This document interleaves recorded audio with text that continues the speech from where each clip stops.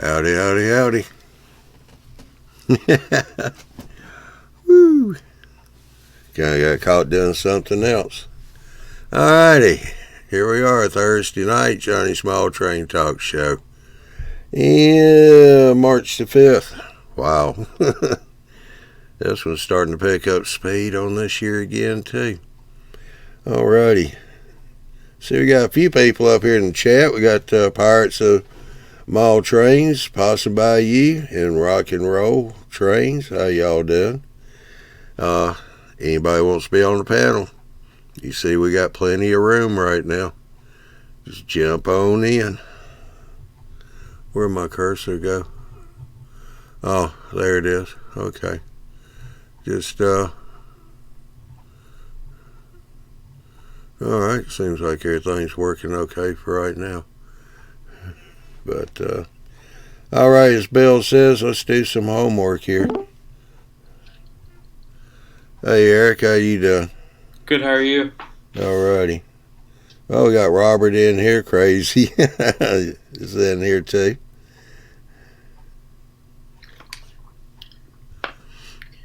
But, we'll do a little bit of homework here. We've, next week, we've got the Bills show on the 10th. That'll be Tuesday. All shows are at 9 o'clock. That'll be with Andy and his crew. Wednesday, we'll have, Who's Big Bill Talking To, at 9 o'clock. But he's going to be, him and Miles Hale are going to talk about signs, making signs and all, because Miles just made a sign up, printed it for Big Bill. Really nice sign. Miles liked it, so he made him a couple of them for different things, but I won't reveal who that is. Hey, Lloyd, how you doing? He just jumped in here. But then we've Bill's got a pretty busy month.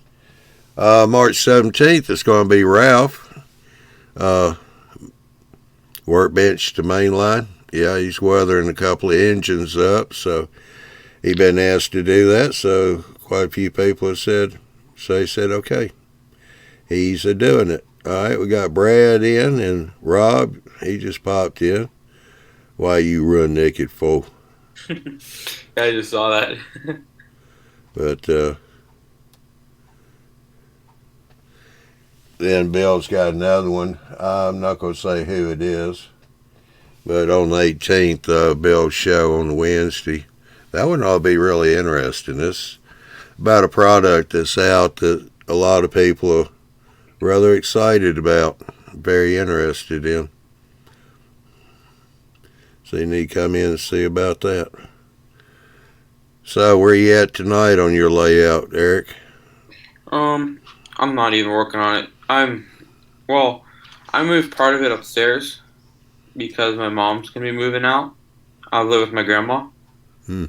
So that back room will be open, so I'll be able to use that. So I'm moving part of it upstairs and then I'll leave part of it downstairs. Oh, okay. Yeah. You gonna put an elevator between downstairs and upstairs? No, that'd be too hard. I'm gonna have them run off one data track system. This is my plan, at least. To have one data track system, and there's already a hole in the floor. So I have the track power cable split. One run to the bottom layout, one run to the top. And then I'll have the loco nets split too. So I have one upstairs and one downstairs. Yeah, we got a few more, I'll Jeff. pay a lot of money. Yeah. Got a few more jumping in. I was about to say limping because who I was looking at. Limping through malls with Nate. How you doing, Nate? Archie's here now. Dave, BNSF. Rock and Roll. Dwight. He just popped in. Well, it's starting to come in now. Like I said, we got room on the panel here, so anybody wants to jump in, feel free to.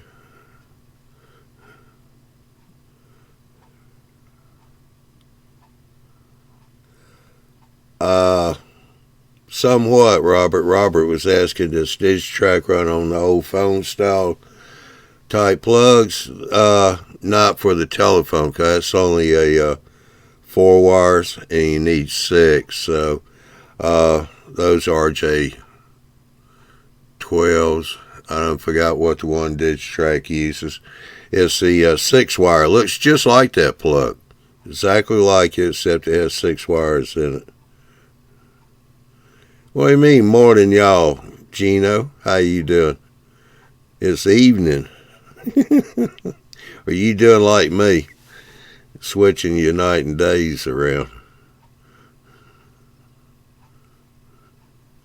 Oh, Crazy said he's building a saloon.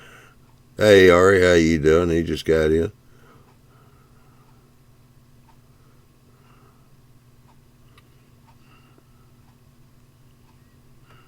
Ken's in here now.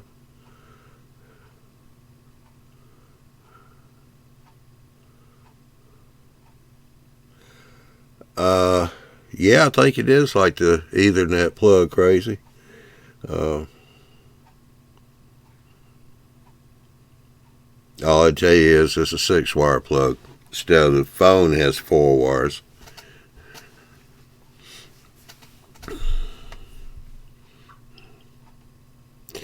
I don't know how well the splitter will work, Robert. We'll have to talk to Andy or somebody like that, or I've been talking to Tim about it. He said it'd work as long. He said I think you have 500 feet of cable you can have until it starts to lose power, lose connection, okay. or something like that. I don't know.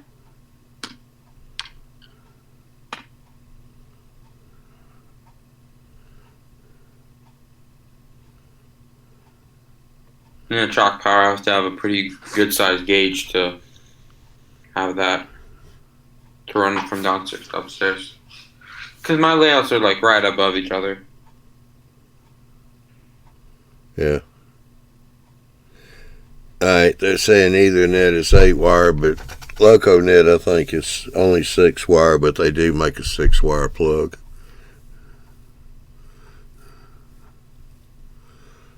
I bought a bunch of them. I can't exactly remember. I think one of the numbers they call it by is RJ45. They'll have 6 wires, 3 pairs. Yeah.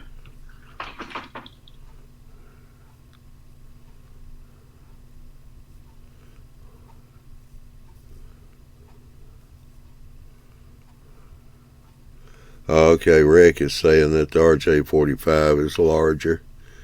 The 4 wire, 6 wire plugs are the same size.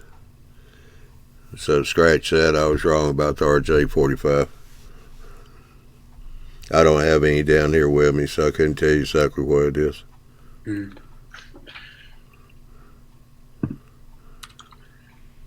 Oh, what am I looking to search on Google?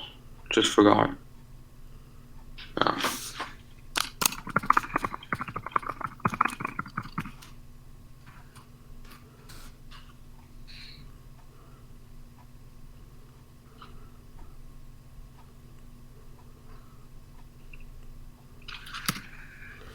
Okay, RJ12 would be the one you want for the LocoNet, Digitrack's LocoNet. RJ11 is your telephone 4 wire. That's what Rick says. Yeah.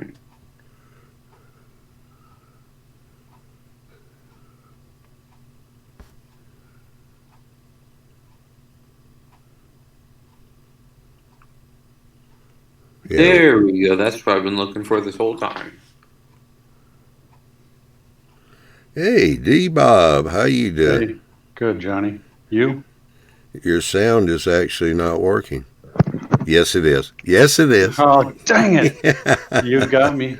You did get me.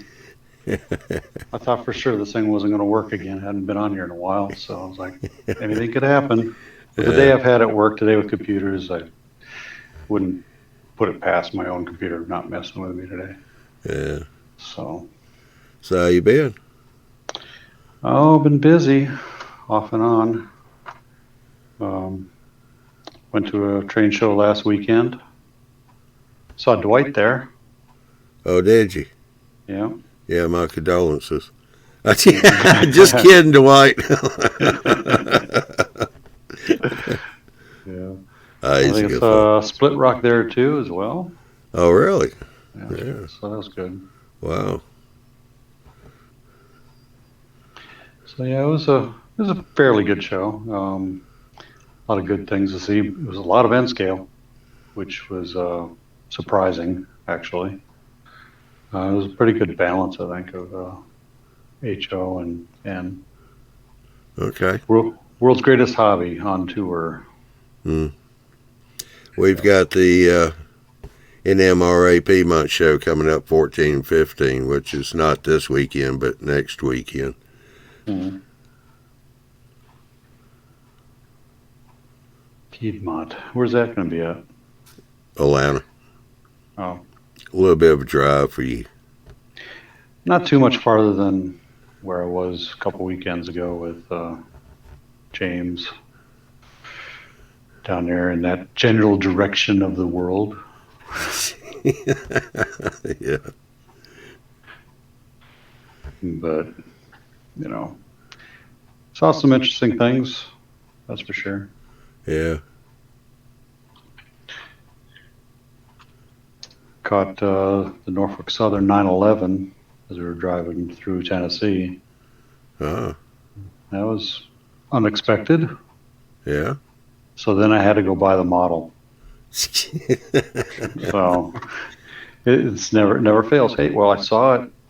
I got to go get it now. And sure enough, found it. Found it on eBay for a pretty good price. And it's not too bad.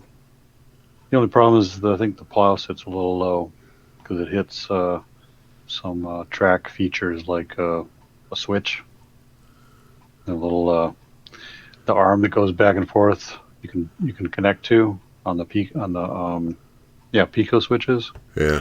Little nub sticks too high, and so as it comes around a corner on a curve and hits the switch, it hits that bump. So I got to file that down or that kind of stuff. But yeah, it's not too bad of a loco. I'd probably have to get some sandpaper and shave it down a little bit so it doesn't scrape on some of the track. But what do you expect? I mean, it's an Atlas. Yeah. It's not a scale trains. Oh, crap. Here we go. But seeing something about difficulties connecting to server. Yeah, I know. But everything's in the green, looking good. Oh, Johnny's been cut out. Huh? Do you hear me still? Yeah? I hear you. Can you hear me, Yeah, Bob? Johnny's been cut out. Can you hear me, Bob? Mm-hmm. He's gonna have some problems with it, he said.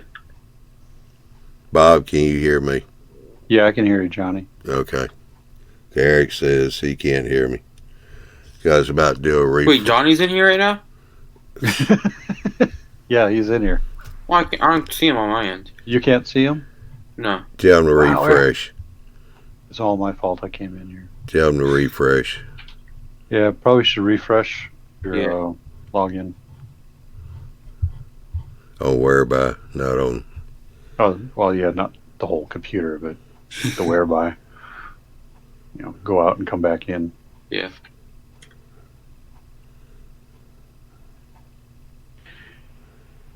Yeah, everybody's saying, hey, tell Eric to refresh. Yeah. Just refresh the whereby. Well, Yeah. actually, the panel link is what he's got to refresh. Goes up to the URL line where it's got the little circle there. Just press that. Mm-hmm.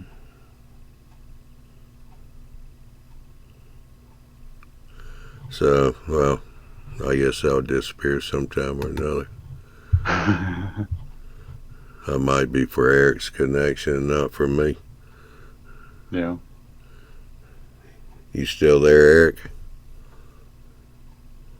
No. Okay, that might be showing up because of Eric. Yeah. Like I said, all my stuff shows me still be good. Yeah, I still see the black square where Eric used to be. Yeah, he has camera off to start with anyway.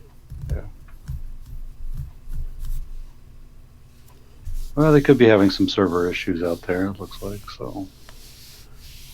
Hey, Andrew popped in, so now we got two from down under because Brad jumped in a little earlier. Did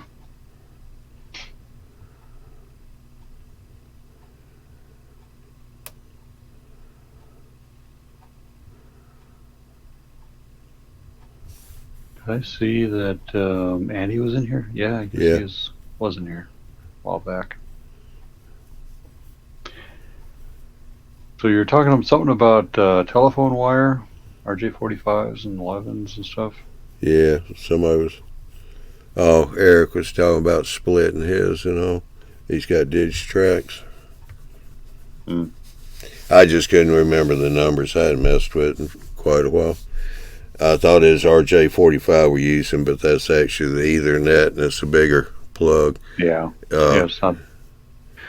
RJ. Phone cable. Yeah, RJ11 and 12 is the ones you use. Mm-hmm.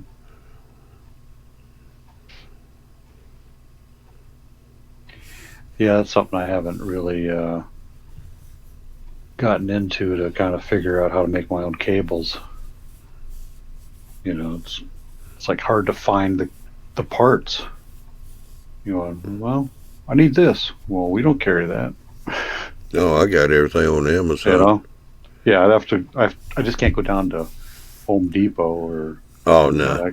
No. That stuff anymore. Yeah. So. But for some reason, I think NCE is a little different cabling, but I'm not sure. Kind of looks like a telephone cable. Yeah. It's a lot easier to do if you're using the flat cable. Yeah. The round cable's a little hard to deal with. The flat's already lined up. Well, yeah, but still, when you go to push them into the plug, you'll wind up with a little bit of a problem. It gets a little fiddly right there, as they say, because sometimes one of the wires will crisscross on you. Oh, yeah. So you have to and you got to have, when you put the plugs together, I think one of them, you have the clip up and the one beside it clip down, and all the wires should be the same across. Yeah. I've got to switch that receiving transmission lines to the right plug.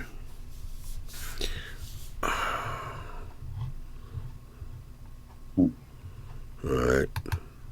Can't do that because, Eric, I can't do that because of the little disconnect boxes over the three dots.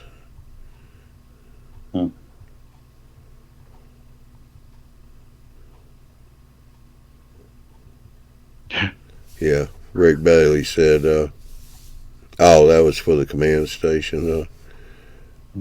Needs 4-wire clips need to be thumbs up and thumbs down.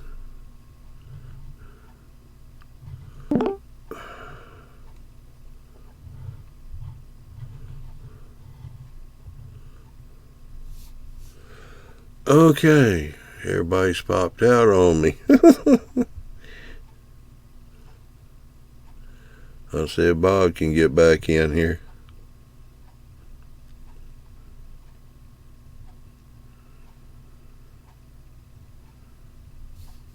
You guys hear me? Yeah. Good as new. Well, Bob popped out, but he hasn't come back yet. I got his screen, but he's not active.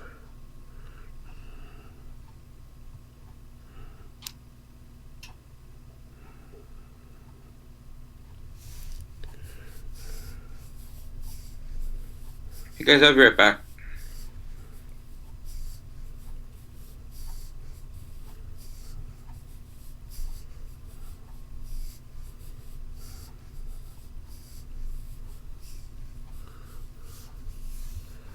All right, here comes Andy, maybe. Okay, now I'm back. All right, the Bob's back. Yeah, Eric's back too. He finally got back in. Now it looks like Andy's having problems. That's my audio. I didn't even see Andy earlier, so I wasn't sure. Well, he was in chat. Oh. Do I have audio? Yep. Yeah. Okay, but no camera. All right. I decided to use a laptop tonight instead of a stupid computer, or instead of stupid phone. So I'll get that sorted out. 1 second. I know this stuff's. Yeah, because we lost Eric. He had problems getting back in. And Bob poofed on me, as Gino says. Mm-hmm. Did you drop out on purpose, or you get... Looks like he dropped out on purpose. Well, I did. When nobody could see me, I just, closed out. Oh, I didn't know anybody could see. They were saying they could. Yeah. Well, Dave said he lost me, so I went, okay, I'm done. Yeah. Gotta get out of here. Fix it. And here comes Mr. Lloyd. Yeah. Howdy. Getting some paint on the building now. Pardon? You just, it looks like you did some painting. Oh, yeah. Bit of painting. Yeah. You know me, love details. Yep.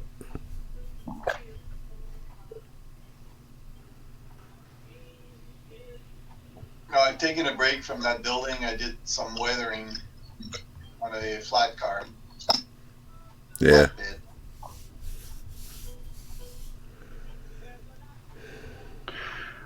Flatbed. Someone wanted to know what the topic was, and I went, well, it's basically computer issues right now.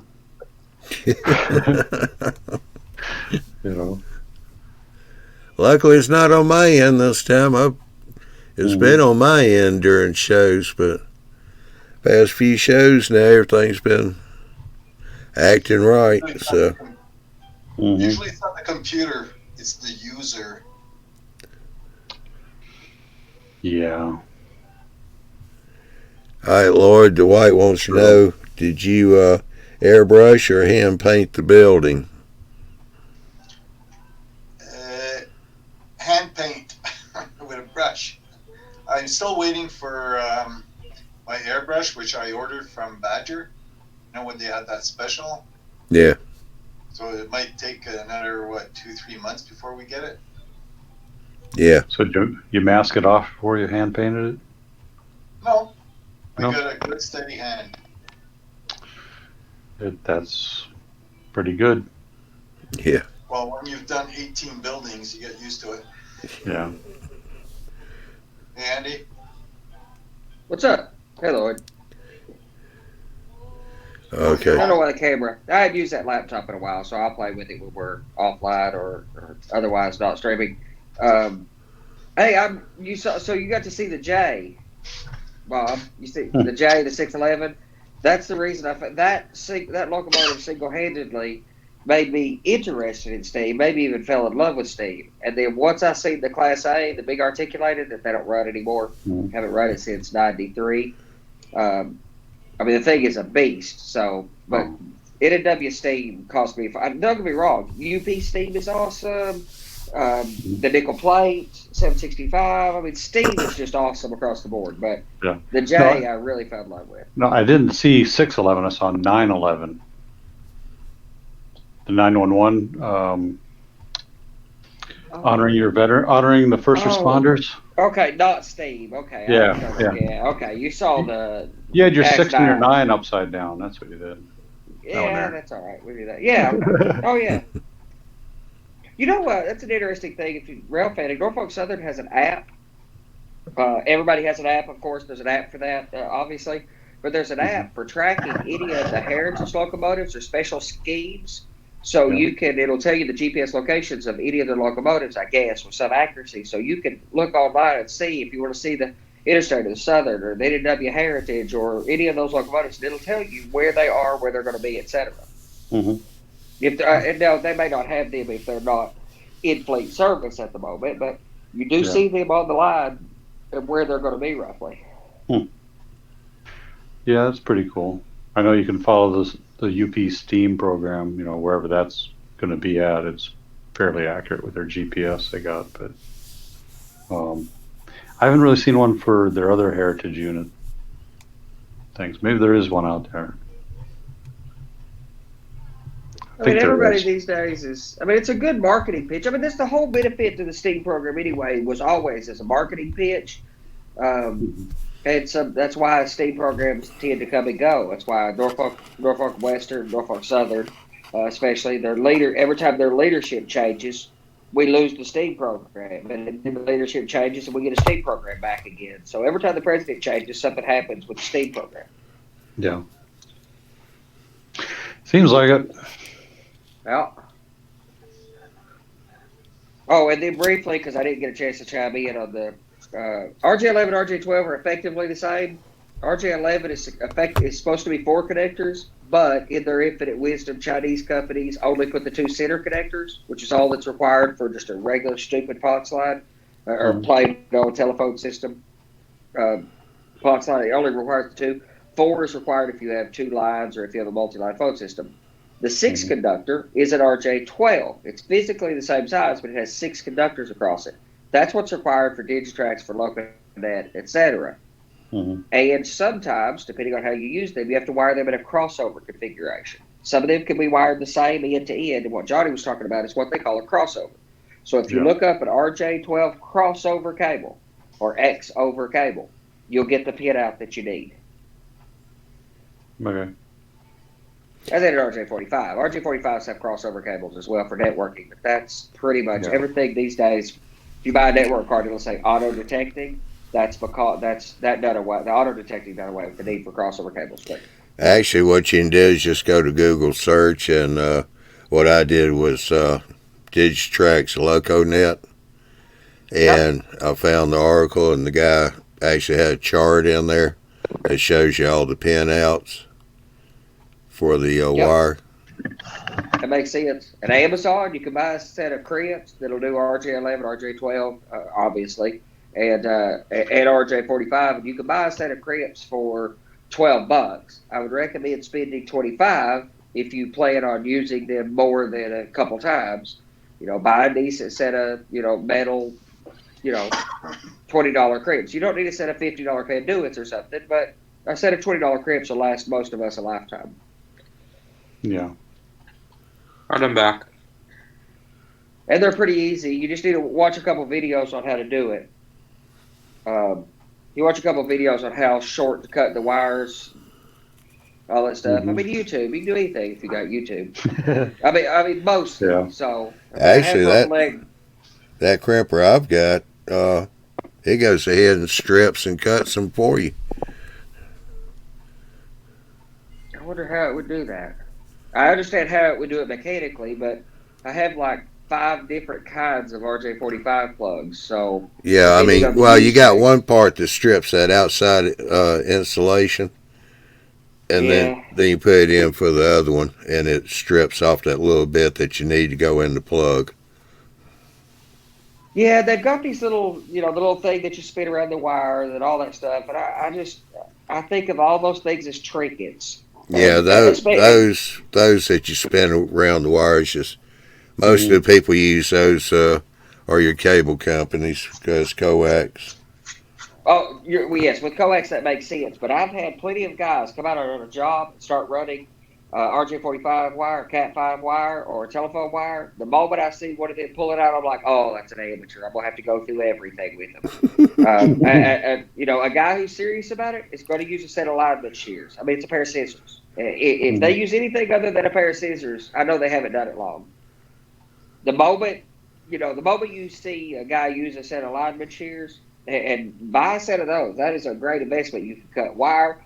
I cut solder with it. When I'm soldering, if I was soldering rail joiners or something, I take alignment shears, pop, an 1/8 inch little piece of solder, stick it on top of the rail joiner with tweezers, and hit it with a little heat. You're not going to put more solder on it than you wanted to if you're not force feeding 100-foot roll of stuff. If you just put a little 1/8 inch piece, you're going to get the right amount every time.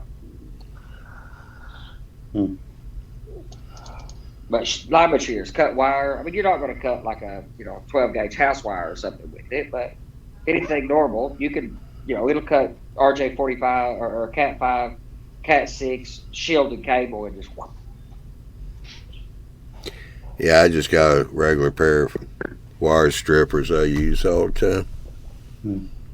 Well, for some wires, if you're stripping the insulation back off from the conductor, see, in telephony wire, telephone wires, or Cat 5 wires, you're not stripping the insulation back because it has vampire teeth in it, like a suitcase connector that actually bite into the wire. That's another thing you need to look at. Is when you put the wire there, look at the side of the conductor and look at the face of it and make sure that the copper comes all the way out to the front so that both of those teeth bite into that wire. If you're just barely getting it, it's going to come apart. It's going to fail on you. And then you're going to spend a day trying to figure out what plug failed. So just get the copper all the way to the end of the little pocket that it goes in. Same thing with the suitcase connector for regular wires. You want to get as much bite as possible.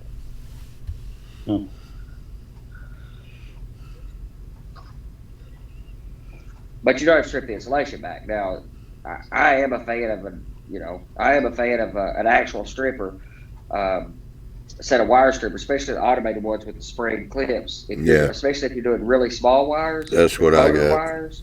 Yeah, that's the bee's knees for anything 20 gauge or smaller, or 20, 24 gauge, whatever you want to use that. If you're working with again, a 10 or 12 or 14 gauge house wire or something, sure, or a pocket knife or whatever will cut that because you're not going to hurt the copper. So that's fine. But you get into these little small wires, it's almost impossible to not damage the copper. Mm-hmm. Yeah, you got to be careful with your crimping. Well, that's another one of those things like, I mean, you could judge a Mexican joint by the salsa that comes to the table in the first few minutes of arriving. There's those few things that can tell you the measure of something. Not always, and not 100%, but a whole lot of times you can tell by the detail things. A computer guy, or especially a networking guy who can't splice a wire pretty spectacularly and pretty quick at the same time, how's he making his living? I mean, I don't care how far along in the game you get, you're going to make some wires. You said Mexican joint, and I thought something completely different. That's a different hangout. Yeah, it's a different hangout altogether. I was like, whew. Okay, Bob.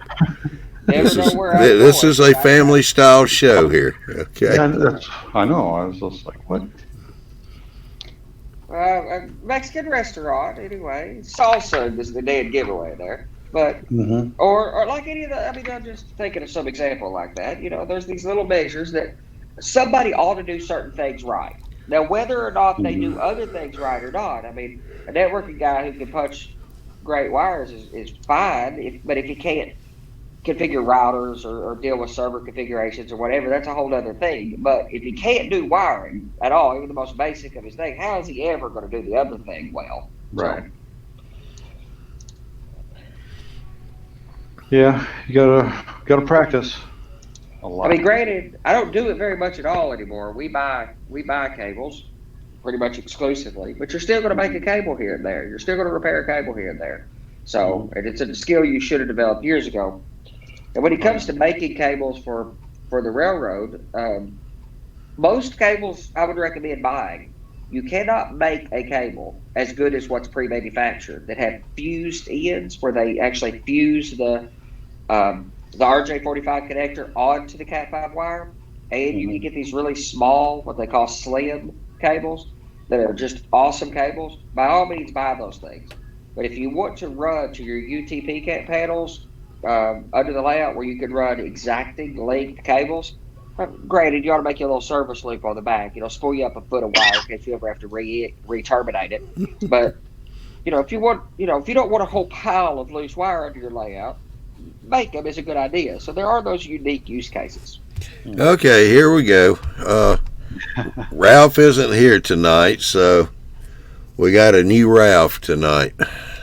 For Andy. All right.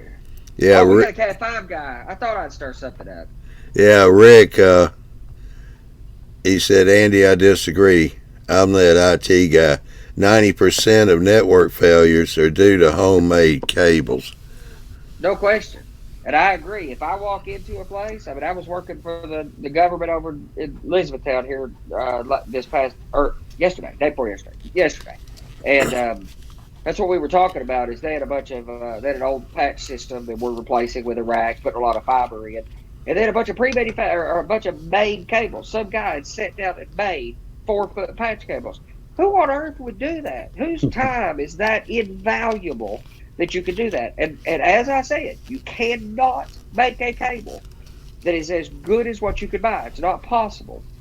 I'm just saying, if you've been in the industry very long at all, you're going to have had to develop some skills terminating wires, number one. And even if you're relatively new, it's one of those core skills. You just got to be able to do it. If you don't do it all the time, I don't do it all the time. I buy the stuff. Actually, I do as much fiber as I do Cat 6 these days. But so I'm not super fast at it. Plus, I've also got a group of guys that work for me that I say, hey, go do that. But I still know how to make a cable without having to Google it. I still have that core skill. I would be embarrassed if I didn't have that core skill. You don't have to do it well. You don't have to do it fast. You need to do it well. You don't have to do it fast. I'm sure anybody who's been in the industry as an IT guy has probably not made one in 5 years. That's an accomplishment. But you are going to have to make a few in your lifetime as an IT guy. All right, we got William A. that popped in, and Marty's popped in too. Oh, Marty? Yeah. Yeah, is he still a model railroader? I thought he was converting all the cars.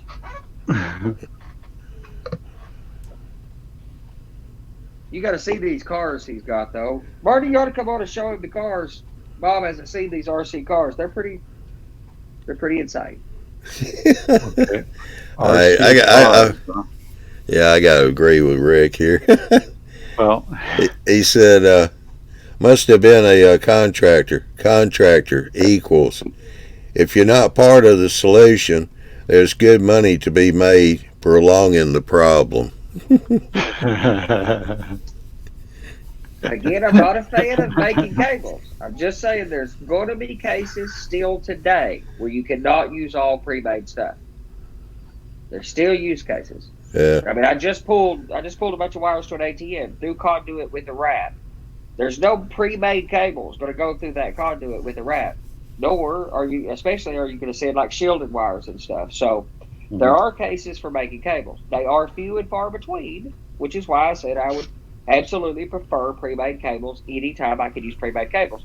But if I'm going to run a wire from the TV to the back of the house in here, I'm going to run out of a box of wire, and I'm going to terminate it. I'm going to put it on keystones, by the way, not into, I don't make a lot of RJ45s. I'm going to put it into keystones into wall jacks, but there's still a use case for it. All right. Well, I think we need to get back to trains again. well, I saw, speaking of remote RC cars, at the train show, if you watch my video about the train show at the very end, there is a remote control HO VW bus. Yeah. That is remote control in HO. Well, that's what he's doing. What Marty's with doing. Headlights. Is that what you're talking about? Yeah, cars, what Marty's doing. Cars? Yeah, no, they're not. They are from a Chinese gentleman who's a watchmaker, I believe, and he's building them out of some components, carbon fiber and 3D printing a bunch of the components. They've got individual suspension. They are HO scale, 187 scale frames that are RC. These super small receivers, batteries with lights on them, and brake lights and signal lights when you turn the wheel. I mean, it's really crazy what they're doing. Yeah, this was pretty neat. He was driving around at the end of the show, going all over the layout, turning around. I went, "You're turning that thing around?" Like, yep. Well, and Ken Patterson had a bunch on his show a couple years ago. Had guys making some 187 scale tractor trailers and such, and they darted around something, like I would have expected an RC car to dart around. But if you're driving an RC car around a big concrete parking lot, that's no big deal. But if you're going to try to take an 187 scale car and drive down, 2.5 inch wide roads on a layout, it's going to have to be much slower. They're much more precise and accurate. And what I think the stuff Marty's doing will do that. He's also doing. He's got I think it's Helgen or somebody that makes the crane that picks containers up, the fork crane. Yeah, right. And they're automated. They're DCC controlled and everything to move the containers over with magnets or something. And he's going to use a 18-wheeler with the spline bed, drop the container on it, drive it over to the location on the layout, and have one of the fork trucks come out, pick the fork, pick it up, and set it off on the ground there. And there's YouTube videos of several other people who have already built that configuration where they're doing that. It's just an extra thing to employ somebody to do on the layout. Now, I'm not going that far personally. I find it interesting, but I'm not going to jump down that rabbit hole. Marty said he went completely down the rabbit hole. He's moved in at the foot of the rabbit hole, I think he said. So, man, and no trains to be found around that at all. That rabbit hole. It's possibly not. I mean, he's not getting out of that. I was just half joking about that. Oh. But it's something different. And guess who shows up? Marty's here. Good deal. How you doing, Marty? Oh, I'm good. Yourself? Yeah, not bad. Your ears were burning, I hear. Yeah. Well, I thought, instead of trying to type all this in the chat, I'll actually come online here. I've finally got all the bits for it now. So. All right. So this is what you get. You get a little weatherproof case to put the model in afterwards. That's the first one I'm building, which is a Le Mans sports car. So that'll be complete RC. So I just ordered 10 batteries. So they're the lithium polymer 80 milliampere hour batteries. So it'll give the car about half an hour's worth of running, about 40 minutes to charge her up. Got a few bits. Well, I had to get a charger to do single cell lipos, and then I got this little device, which is a calibrator for your servos, as well as able to tell you what the charge is inside the batteries and to actually charge the batteries. So, now in the kit, you get the model first off, and then this is the chassis. So the difference between these and a lot of the other European ones is it's got a brass steering mechanism, and that's all machined. The gearbox and motor in the back here, and it's actually got a working differential. So there's a diff in there as well. So that's your chassis with the motor steering linkage in. That's the servo that goes in there. And it's got a modified gear assembly that goes on the front. It's easier to show you online on the photos on his Facebook page, but I mean, that steering is so smooth. And if you look at the end, right, this one over here, you've actually got independent suspension. How do you do an alignment?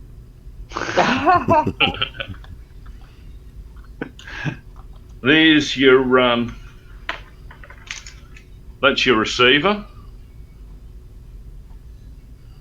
So it's 2.9 gigahertz DSM2 protocol receiver.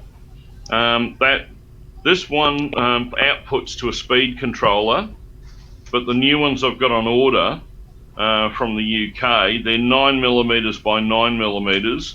They're the receiver, the electronic speed controller, and the LED driver all built into one board. That's 9mm square, so a quarter of an inch square. That's the speed controller. It goes in this one.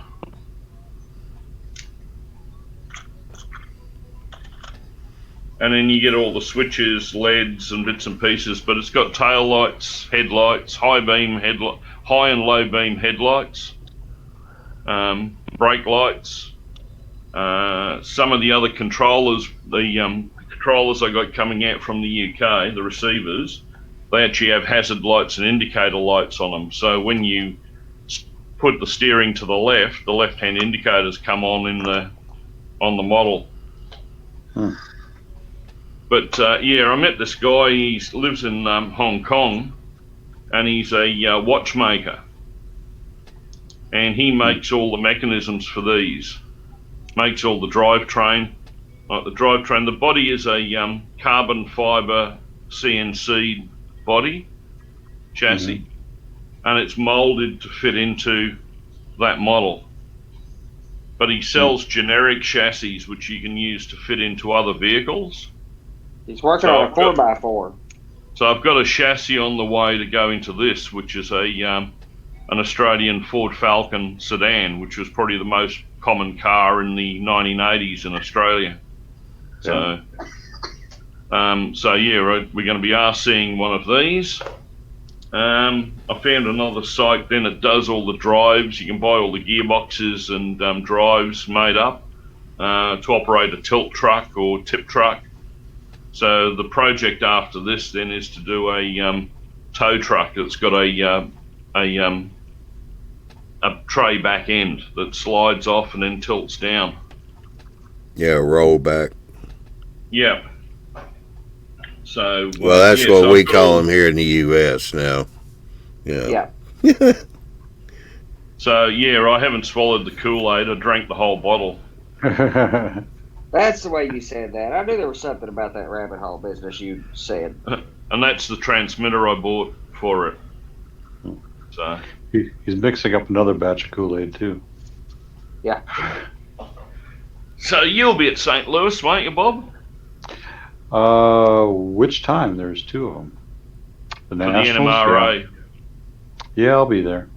That's well, the plan, anyway. we'll be there, and we might have RC races. That'd be fun. Although I did find something today, which I posted on the Facebook page, which was someone's 187th RC parking challenge. You got to parallel park RC vehicles. Oh my God. I can't do this in real life. How am I supposed to do it in a model? I'm telling you. It's actually easier in a model. Well, with the vehicles that he's talking about, yes, every RC I've ever seen prior to what he's working with, you know, again, they dart around something fierce. These things are precise, and with the independent suspension, they don't bounce around stupid like. And my concern was the speed. They need to be, even the Faller cars, in my opinion, tend to be a bit too fast and maybe even a bit kind of jerky a bit.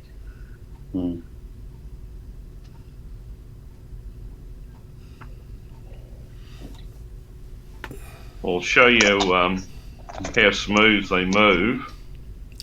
Dave's BNSF just said RCHO airplanes next. Oh my gosh. Yeah, there you go. But they've had boats for a while. Boats were a prevalent thing for a long time.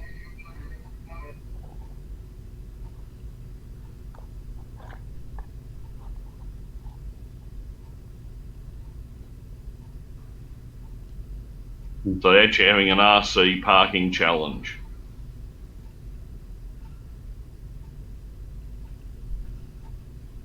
But see, you can get some really good fine speed control out of them. They're not, like Andy says, they don't take off like racing greyhounds.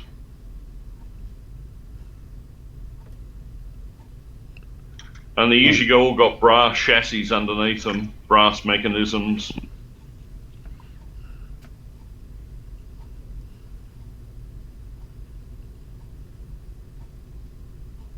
So much for those magnetic tracks underneath your layout. That would always bug me a bit. I'm more in line for the Faller system even than this. It depends on your use case. It's all about your use case.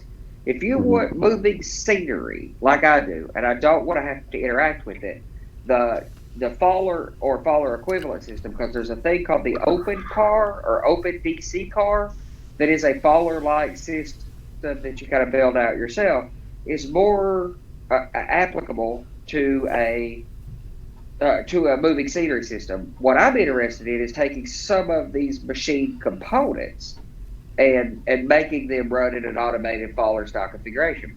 The problem with MagnaRail, I like MagnaRail. I think it's entirely interesting.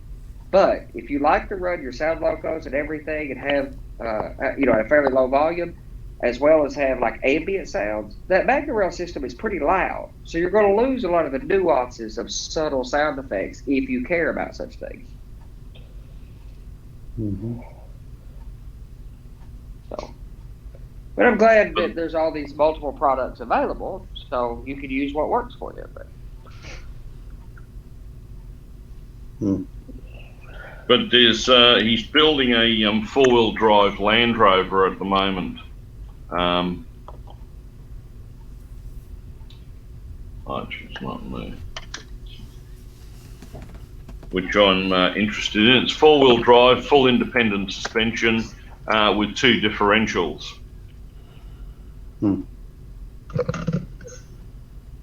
Yeah, I rather like that idea too.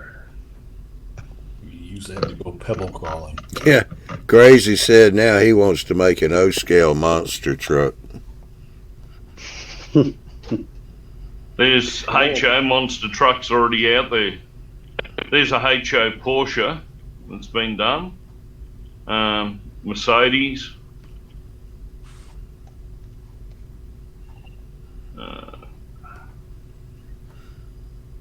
Got a friend of mine making remote control lawnmowers. Yeah, William B. said that he really liked 187 RC construction equipment.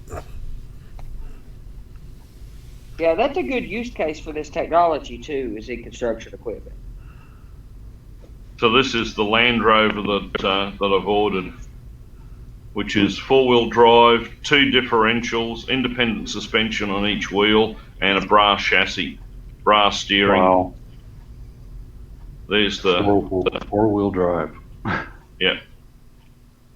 But there's the machine. That's the chassis that this guy makes. That's the steering linkage. So he's a watchmaker, so he's got CNC machines for cutting watch gears and the likes. So I mean, even if you're not into it, like I'm not sure I am or not, but the engineering of it is a marvel, regardless of whether you fall for it. That's the car I'm building now. So the kit I'm building now.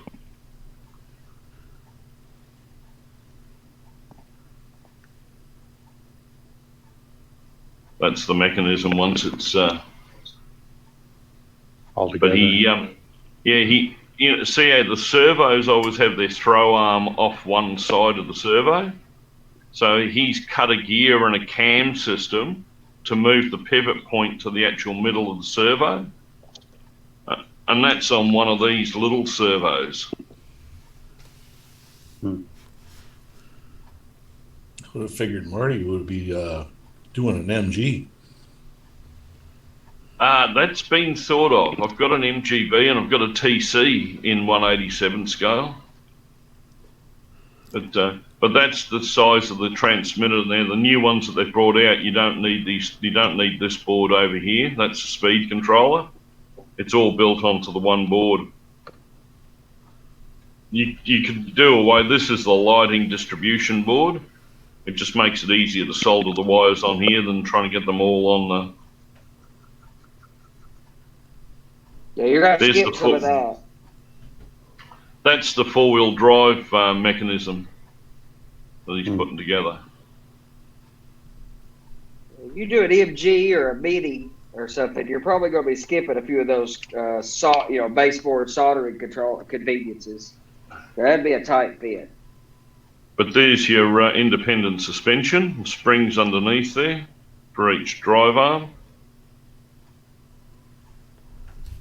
There's the differentials. They're the 2 differentials. So you get your centre gear runs off the worm, and then each outside spline is independent. You can hold one spline, the other one will keep spinning. So the world's smallest operating differentials. They're 1.4 millimeters in diameter, And the universal pins are 0.6. They're only 0.6 of a millimetre in size. But he's got the that's where the motor housing is, and there's where your differentials connect onto. What do they cost? About the cost of a Athearn Blue Box? Yeah, sure. One of these, the kit that I bought was 135 US, so it's not that expensive. There's the universal mounts that he made, and he's machined all of those parts.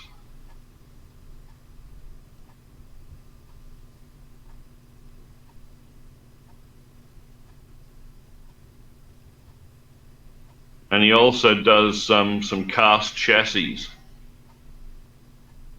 where the chassis are all made out of brass as well, which is good. It gives it extra weight, and they run a lot better. Yeah, a little Like a density help slow them down a bit. Yeah, kind of like a watch. That's right. We're putting that tungsten sinker putty, using that in it to give them extra weight.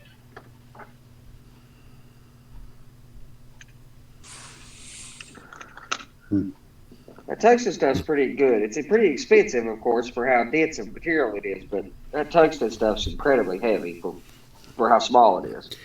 Yeah, Dave, BNSF, just said operating layout will need 50 people now. Well, we've already changed the track plan of the layout here. The intermodal yard has now got twice the size that it was originally going to be. I've got one of those Helgen DCC cranes. So the idea is I'll have a couple of prime movers with semis there. When the intermodal train arrives at the yard, you've got to unload the containers onto the semi, drive the truck round to the industry, and then at the industry will be an RC forklift, and you take the containers off the truck on the forklift and then drive the truck back to the intermodal yard. So an op session, you could be an engineer, a conductor, a crane driver, a forklift driver, or a truck driver. Or you could drive a Porsche. Or you could just whiz around the layout on the Porsche, yeah. Yeah. Well, the Ford Falcon I was actually going to do as a 1980s Australian police car and have the flashing lights on the roof. And Oh, that's my luck. The moment I start having a good time and the police are on to me, even when I'm playing trains. Yep. But there's a picture of the mechanism, like the steering front end and the servo mech. And like it just blows me away that he can machine stuff that small. But then again, he is a watchmaker, so he's probably making knockoff Rolexes. Yeah.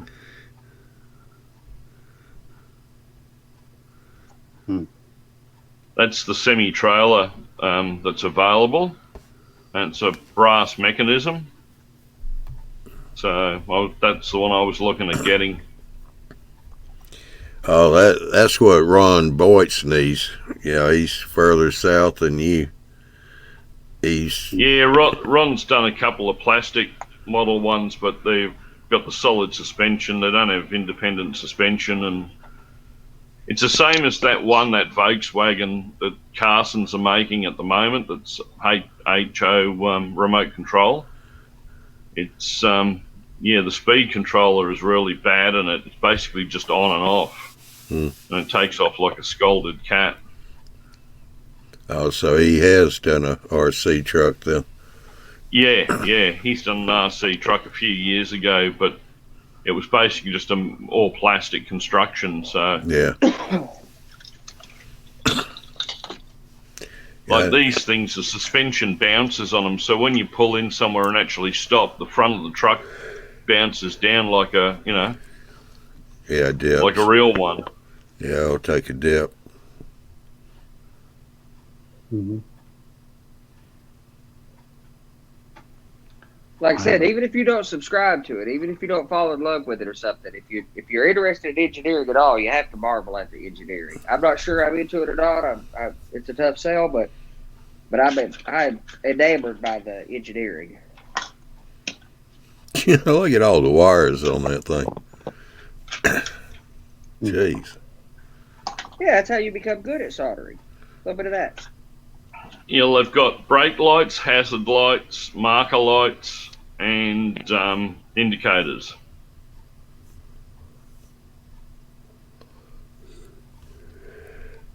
What kind of cab is going on that? European or North American? Yeah, he was putting the Mercedes cab on that. I think he was actually making it as a race truck. But there's the openings at the back for all the LEDs.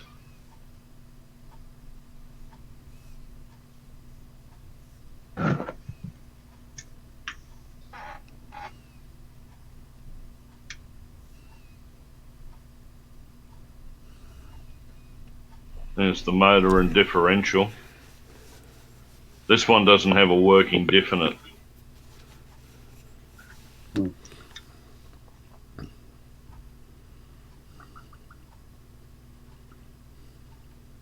There's the servo before it's had its modification kit put on it.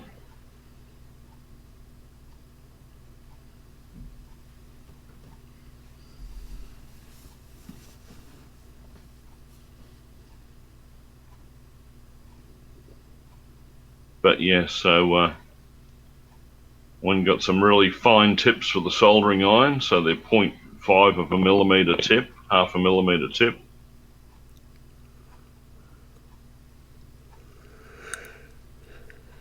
Yeah, do you have a hot air workstation? Oh, you got that resistance iron, but you can't do resistance on that stuff. Nah, But not you probably, this small. Oh no, but a hot air station is pretty good for that. Especially, I've kind of fallen in love with the paste, so it's a little bit expensive. But for that work, I think I would use the paste at a hot air station. And I got a hot air station with my rig I bought a number of years ago. But if I was going to buy it again or build a new soldering station today, I wouldn't do it the same way. I'd buy one of those regular soldering iron kits you can buy on eBay and build yourself. And you can buy a hot air rework station on AliExpress for $30. So this is what you get off him for this kit. You get the chassis, which has got the drive motor, gearbox already fitted, the steering mechanism already assembled and tuned. You get a micro servo with a mod kit, the receiver and the electronic speed controller, all the hardware, all the LEDs and circuit board, some weight mud, the model, a case to put it in, and that was $135 US. Don't forget Which, when you consider the engineering was just done in that steering linkage, I reckon it's worth $130 just for that. Don't forget your power key. Yeah, the little power key is so it actually fits up inside and operates the power on-off button for the model. Because the switch is so small, you can't get your finger to it. Yeah. But they don't. You actually got to use a key. You can't use a fob like you do in the new cars. Yeah, Nah. Not yet, anyway. Don't worry. The other day I was talking to someone and they said, "Oh, when's sound going to come in for these?" And I went online and someone had put a post up. A guy in Germany, he had a Coca-Cola Pantech delivery truck and had full sound. As you took off, you'd had the startup sequence of the motor. And then as you took off, he went through the gearbox, 6-speed gearbox. When it hit an incline, you'd hear him change down and rev up the motor. When it stopped, you heard the air brakes go off. When he put it in reverse, the beeper went off. So sound's coming in them already. So yeah, so I was actually going to sit down today because all the bits have arrived and start working on this. I've got to do the servo mod kit first. Well, if you kill your screen share, your camera will be bigger. They can see it. Where's that gone? So that's the servo, and there's the gears and the plate and the pivot pin. So you've got to take the servo apart. You've got to cut part of the body back on it, fit the front plate with the gears on it, and then go into the transmitter and change it so you revert, because it's now moved and it's on a different gear. It's actually 180 degrees out of phase. So you've got to change the windings on the motor around inside the servo. So that was going to be this afternoon's task. Mm. And then start soldering. Then basically just when you're doing that. Yeah.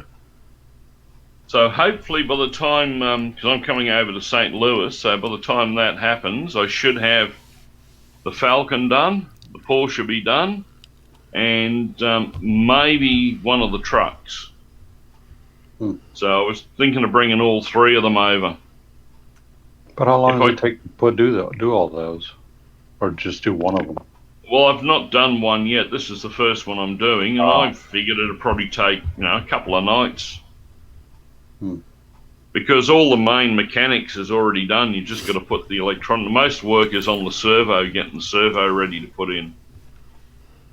And then the rest of it, I got all the gear here, so we got plenty of batteries. We bought 10 of these at $2.80 each.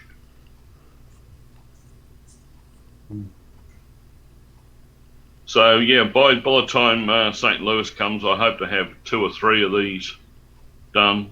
I was actually thinking of doing a maintenance away vehicle, and then entering it in the NMRA modelling comp. Yeah. And just leave it sit there, and then when the judges come around to have a look at it, start it up and take off around the table. Some of the guys were talking about, since they do the lift with effectively what I think of as basically a worm gear, they were talking about having a plate inside of it with a couple small, with 2 axles on either side that are gauged for just go track. So you can have a plate inside that when it pushed down, those wheels went down onto the rails. Your rubber tires get traction. You have a high railer. Yep. That's not so you can make a high railer pretty easy. Just what they use, what a lot of these guys are doing for like excavators and stuff like that, is they're taking the hydraulic ram that's on the model, putting a 0.8 of a mil nut inside the actual cylinder part of it, and then changing the ram part to 0.8 mil threaded rod, and then using a micro motor mounted inside the arm, spinning the outside of the cylinder of the piston. So that it uses the threaded rod to make the movement backwards and forwards. But when you stand from a distance, you can't see the cylinder actually spinning. And it works quite well. So I was going to do the high railer and just have 2 threaded rods in there that push backwards and forwards and drop the rail wheels down. And then if you put a spring there to hold them down, not enough tension to lift them off the rail, you could use the rubber tyres of the vehicle then to actually... So the idea was they could pull up or crossing, drop the rails down, and then take off down the track. Mm-hmm. As long as you don't have conductive wheels on there, I guess. Yeah, just make sure they're plastic wheels, or if they're brass or metal wheels, they're insulated. Mm-hmm. Yeah, the standard, honestly, what you need is to take an HO scale axle and take the end scale wheel sets or something, and use a press to press those small wheel sets onto the end of an HO scale Northwest short line axle.